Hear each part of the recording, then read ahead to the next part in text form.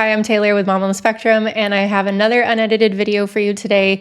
We're having some fun talking about ways that we autistic people might unsettle, confuse, or maybe mildly terrify neurotypicals. So if you're looking for more autistic content that makes people uneasy in only the best way, maybe subscribe to the channel and like this video if it brings a smile to your face. So let's jump right in. The first section is communication crimes. I'm not being intense, honestly. I'm just being efficient most of the time, going completely nonverbal without warning, giving long pauses before speaking. That makes people really uncomfortable. Responding with honesty when they were expecting small talk. Hey, how are you? Oh, you know what? I just saw a baby bird fall to its death from my patio. Sorry, I should have maybe given a trigger warning before that. Not asking follow-up questions on purpose. I don't know if anybody else does that. Saying I don't know and meaning it. Just like, I don't know, full stop.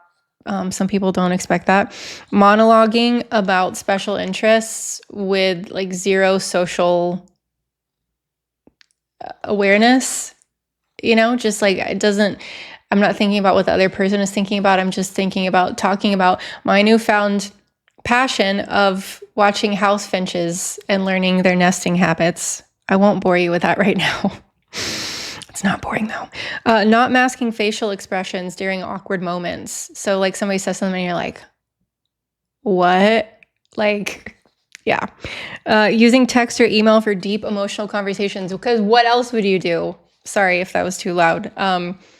That's the best way to have deep conversations is text or email. Blurting out truths that sound like insults but are just facts. Like, why are people upset by facts? And why don't people just say the truth out loud? I don't get that. That makes me, those are things the neurotypicals do that make me nervous. Like, why don't people just say the freaking truth? I don't understand. Okay, section 2, sensory behaviors that alarm the masses. I had some fun with these section titles. Wearing noise-canceling headphones in public. Sometimes people do not know what to do with that when it's like, that should be so normal.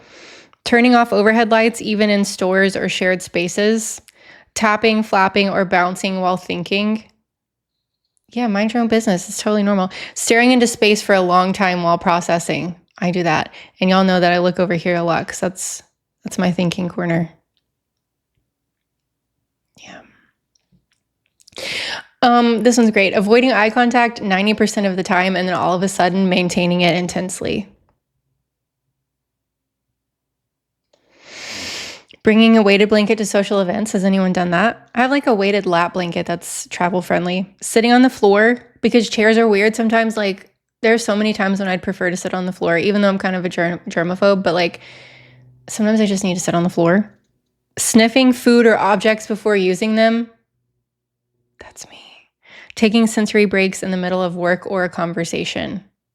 And sometimes I think one time I walked away from my aunt in the middle of a conversation during Thanksgiving, and it made sense to me, but looking back, I was like, I think I just walked away in the middle of that conversation. The kitchen was very loud, and I walked away, and I didn't give any indication as to what was going on or why I did that, or if I understood what she said to me. Section 3, routines, boundaries, and absolute chaos. Leaving events abruptly or without saying goodbye. How many of us are good at Irish goodbyes because you don't want to hug every single person in that room? God, no. Scheduling recovery days after social plans. Neurotypical people do not understand that, but like, how do you not do that? Like, how do you have a social event and then not take recovery time without dying?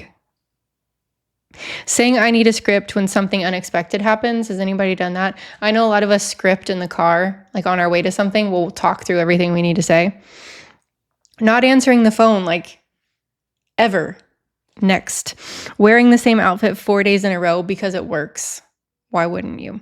Or lining up your closet with the same outfit, like just buying multiples of it because it works. Eating the exact same meal for a week or a month or 6 months or your whole life. I ate the same exact meal for lunch in high school, like every single day. It was a sandwich on wheat bread with crunchy peanut butter and Tostitos with a bottle of water. Tostitos, like the small circular corn chips. Refusing to attend a meeting because the room has weird lighting. That's on you, bro, not me. Needing the exact right seat in a restaurant or melting down inside.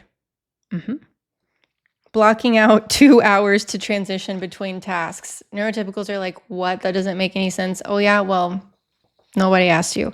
Section 4, vibes that scare them a little or a lot. Being totally silent in a group of chatty people. Sometimes that scares me a little. I'm not going to lie, because I'm like, oh my God, what's everybody thinking about me? I'm supposed to be saying something right now. But then also if I just embrace it, I'm like, everybody thinks this is weird, but it's actually fine. Showing up calm and then going deadpan serious in 2 seconds. Kind of like the bird situation. I won't repeat it.